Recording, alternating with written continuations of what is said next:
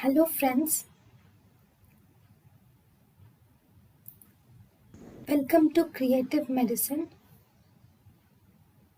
In this lecture, we will learn about. Hello friends, let us now learn some important points about splenic cyst. So what is the most common true cyst of spleen?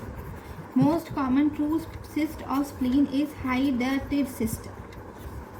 If you were asked what is the most common non-parasitic cyst of spleen, most common non-parasitic cyst of spleen is pseudocyst. Then, if you were asked what is the most common congenital splenic cyst, most common congenital splenic cyst is epidermoid cyst.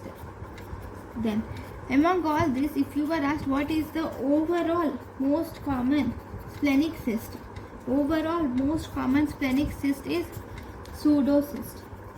Then, if you were asked what is the incidence of hydatid cyst, the incidence of hydatid cyst is around 10%. If you were asked what is the incidence of pseudocyst, the incidence of pseudocyst will be around 70 to 80%. So these are the important one-liners about splenic cyst. Thank you. Thank you and thank you for watching.